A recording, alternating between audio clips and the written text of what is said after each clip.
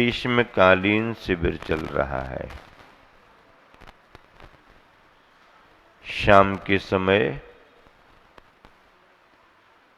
ज्ञानार्जन के रूप में विनय पाठ रखा गया है। इस विनय पाठ में कल के दिन 2 पद बहुत अच्छे आए थे, उनको फिर से याद कर लें, उन पर चर्चा भी करेंगे। तुम बिन मैं व्याकुल भयो जैसे जल बिन मीन। एक ही लाइन पर्याप्त है बहुत सोचने के लिए। एक सम्यक दृष्टि भव्य आत्मा अपने आराध्य की जब भक्ति करता है तो उसके भावों में क्या आता है? भगवान के स्वरूप को देख करके वो कितना भावुक होता है। जैसे मछली पानी के बगैर फड़फड़ाती रहती है, क्या करती रहती है? हाँ, और पानी मिल जाए तो शांत हो जाती है। भगवान मिल गए तो आनंद ही आनंद है, और भगवान से बिछुड़ गए तो फिर परेशानी ही परेशानी है। प्रभु मिले तो सोना ही सोना है, और प्रभु गुरु से बिछुड़ गए तो सूना ही सूना है। तुम बिन में व्याकुल भयो जैसे जल बिन मीन। फिर क्या भावना भाएं? जन्म जरा मेरी हरो। अब जन्म जरा का मतलब क्या है? जन्म किसे कहते हैं?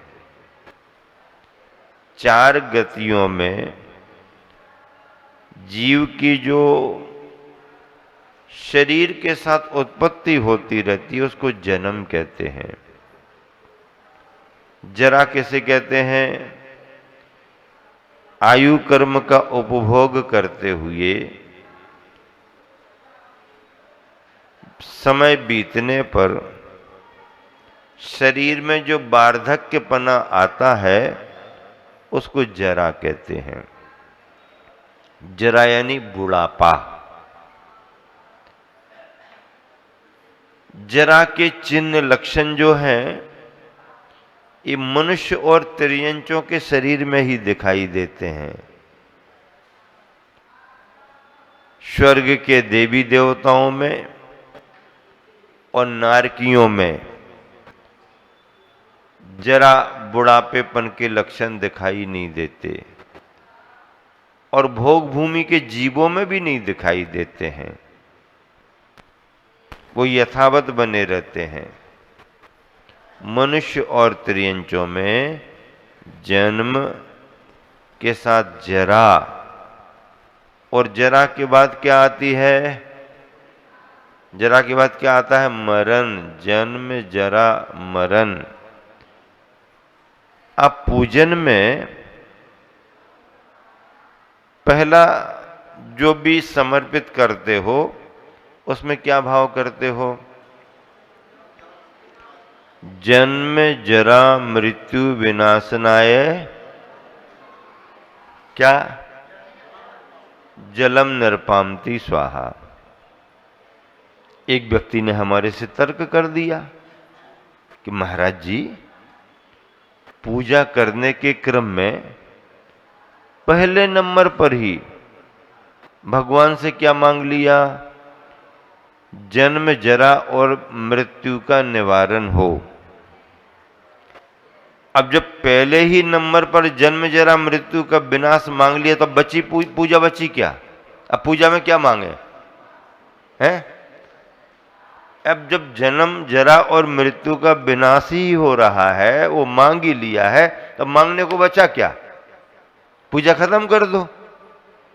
नहीं, उसके बाद भी पूजा बढ़ती रहती, ये प्राप्त है, वो प्राप्त है, ऐसा वैसा। और लोग कितने होशियार हैं, और खास करके जैनी बहुत चतुर हैं। चढ़ाते क्या हैं? छोटी सी बादाम चढ़ाएंगे। क्या चढ़ाएंगे? छोटी सी। चढ़ाने वाली बादाम बाजार में अलग मिलती ना, और खाने वाली बादाम अलग मिलती हैं। तो वो दुकानदार को कह देते हैं कि भैया वो पूजा वाली बादामें दे देना, छोटी छोटी, अंदर से कड़वी भी हो तो चलेगा, खाने वाली मीठी मीठी होना, बाकी चढ़ाने को तो कड़वी भी चलेगी। इतनी सी बादाम उठाई, और चढ़ाते समय क्या मांग रहे हैं? क्या मांग रहे? मोक्ष फल प्राप्त आए। संसार में ऐसा सौदा हमने कहीं नहीं देखा। इतनी सी बादाम में इतना बड़ा मोक्ष। जैनी लोग कितने चतुर हैं। इतनी सी बादाम में क्या मांग रहे? अरे बादाम में सुपारी मांग लेते, नारियल मांग लेते, तो फिर भी समझ में आता कि भैया भक्त छोटा होता है, बादाम चढ़ाई, सुपारी थोड़ी बड़ी मांग ली, नारियल उससे और बड़ा मांग लिया। इतना तो संसार में चलता है। लेकिन बादाम चढ़ाते हुए क्या मांग रहा है? क्या मांग रहा? मोक्ष फल प्राप्त है। भगवान के ज्ञान में भी जब झलक रहा होगा तो भगवान भी सोच रहे होंगे कि बड़ा चतुर है भगत, बड़ा होशियार है भगत। एक छोटी सी बादाम चढ़ा करके इतना बड़ा मोक्ष फल, ऐसा तो सौदा आज तक कहीं देखा ही नहीं। कितना बड़ा अंतर है भैया। इतनी सी बादाम और मोक्ष फल सरबार ओ सिद्धालय में जाकर के फिर भी मांगता है। पूजन में जो भी चढ़ते हैं जल चंदन अक्षत, उनमें सब में भावनाएं हैं। अब तर्क करने वाला तर्क कर रहा कि पहले नंबर पर ही जब हमने कह दिया कि जन्म जरा मृत्यु विनाशनाय जलम, अब बचा क्या? जन्म भी गया, जरा भी गई, मृत्यु भी चली गई। अब जब तीनों ही खत्म हो गए तो फिर बाकी अक्षय पद प्राप्त आए और कामबाण विध्वंसन आए और ये और वो, ऐसा और वैसा। अब तुम करते रहो, पढ़ते रहो। लेकिन पूजा तो फिर भी पूजा ही है। पूजा के बारे में आचार्य समंतभद्र महाराज जी ने 2 शब्द बहुत अच्छे लिखे। पूजा का फल क्या है? काम दुही, काम दाहिनी, दोनों बातें कह दी। पूरा सार आ गया, निचोड़। रत्न कर्नाटक श्रावकाचार में आचार्य समंतभद्र महाराज जी ने लिखा, पूजा का फल क्या है? काम दुही, काम दाहिनी। भगवान की पूजा काम दुही है और काम दाहिनी। इसका मतलब क्या हुआ? इसका मतलब ये है कि भगवान की पूजा करने से हमारे को सारी इच्छाओं की पूर्ति होती है। सारी इच्छाओं की पूर्ति होती है। पूजा करने से हम जो भी भाव करेंगे उसकी पूर्ति हो। काम दुही, काम की इच्छा की पूर्ति करने वाली। और फिर क्या कह दिया? काम दाहिनी, मतलब वो भगवान की पूजा इच्छाओं को समाप्त करने वाली भी है, इच्छाओं की पूर्ति करने वाली भी है, और इच्छाओं को समाप्त करने वाली भी है। ऐसी भगवान की पूजा करो, चाहे स्तुति करो। क्या लिखा? तुम बिन में व्याकुल भयो, जैसे जल बिन मीन, जन्म जरा मेरी हरो। मेरी हरो कि तेरी भी हरो या सबकी हरो? वैसे तो भावना सबकी हरो होना चाहिए, लेकिन अपन पूजा कर रहे, मेहनत अपन कर रहे, तो मेरी पहले हरो। करो मोह स्वाधीन, पतित बहुत पावन किए, गिनती कौन करे। अंजन से तारे कुधी कुधी अज्ञानी मिथ्यात्वी। अंजन से, अंजन का मतलब क्या? अंजन चोर जैसे पापी जीव भी तर गए। अंजन चोर की कहानी मालूम है? अंजन कैसे निरंजन बना? कैसे बना? अरे वो सीके काटने में वो सेठ से लाया हुआ मंत्र वो ब्रह्मचारी सिद्ध करना चाह रहा, लेकिन उसके मन में डर। सेठ जी ने मंत्र तो दिया है, सेठ जी पर भरोसा पूरा है, एक एक बार पढ़ कर किल्लर को काटना भी है, विद्या सिद्ध भी होगी, लेकिन नीचे इतने औजार हथियार दिख रहे हैं, अगर मान लो सिद्ध नहीं हुई तो क्या होगा?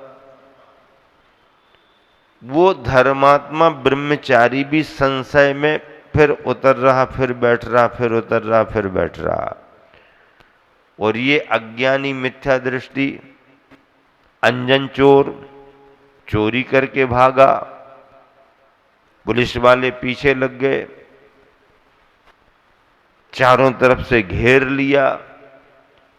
अब इसको लगा मरता क्या ना करता अब बचाव नहीं है, ये क्या कर रहे हैं? उतर रहे बैठ रहे, उतर रहे बैठ रहे। उससे पूछा तो उसने कहा कि सेठ जी ने मंत्र दिया है और एक एक बार मंत्र को पढ़ना है और एक एक लरी काटनी है। 108 लरी 108 बार मंत्र नमोकार का पढ़ना है। ऐसा करने से क्या होगा? ऐसा करने से आकाशगामिनी विद्या सिद्ध हो जाएगी। क्या कहलाती आकाशगामिनी?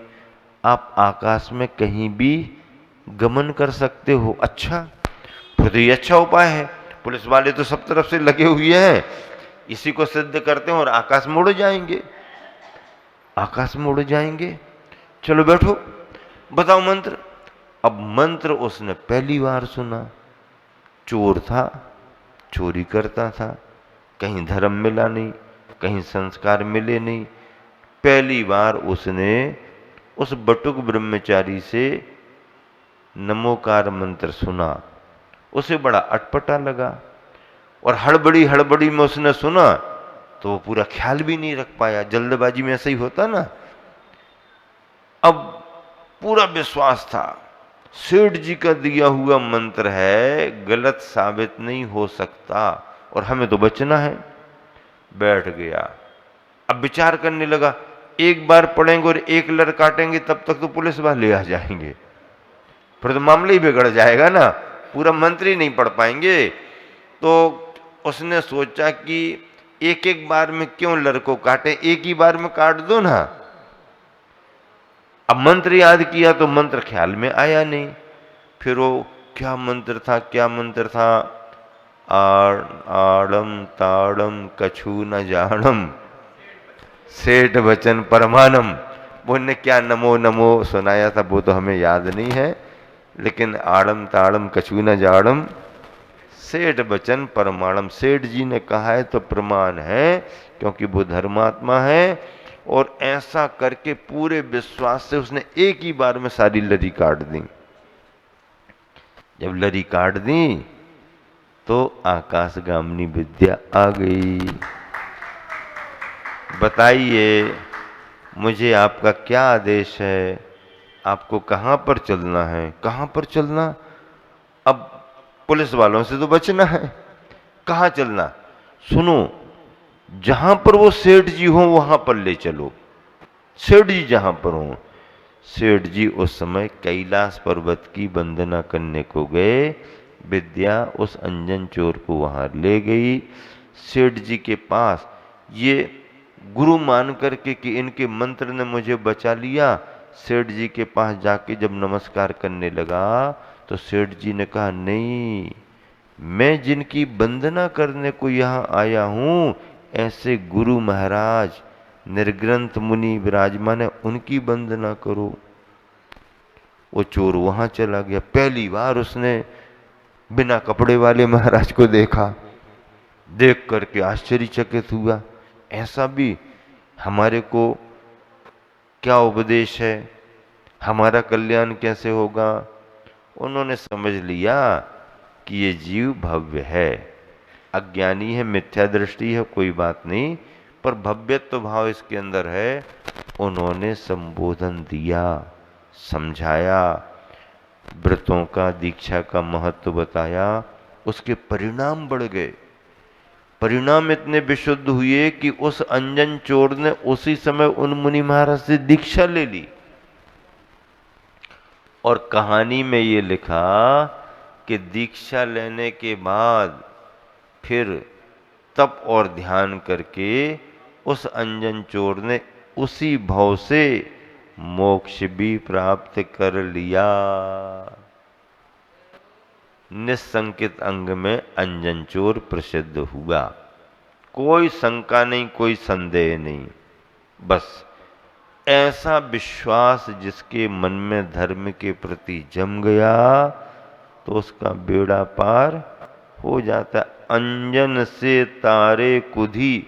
अब अंजन जैसे पापी चोरों को आपने तार दिए, ये तो कहा गया है, ये तो भक्ति में कहा गया। भगवान किसी को तारते नहीं है। मुक्ति पाने का तो अपना उपादान होता है। हाँ, निमित्त कोई भी बने ना बने, हमारे उपादान, हमारे परिणामों से मोक्ष होता है, पर भक्ति में निमित्त बना। जय जय जय जिनदेव। थकी नाव भव दधि विषय। हमारी नाव बहुत थक चुकी है। क्या? हमारी नाव बहुत थक चुकी है। कहाँ थक चुकी है? भव दधि विषय। संसार के समुद्र में, हिलोरों में, यहाँ वहाँ होते बहुत थक चुकी। आचार्य श्री भी कुछ वर्षों पहले से संलेखना के जब हम लोग मिले, नेमावर आदि में चर्चाएं हुई, ऐसी स्वाभाविक चर्चाएं करते थे भैयावृत्ति में, इसमें उसमें। तो आचार्य श्री कहने लगे ये अब थकने लगा है। क्या?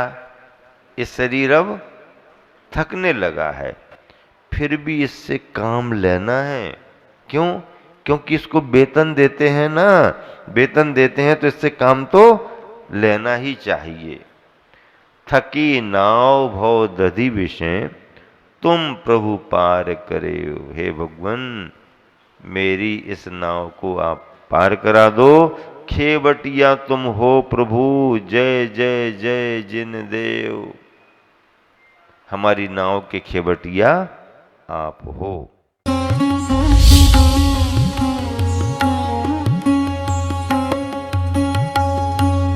राष्ट्रीय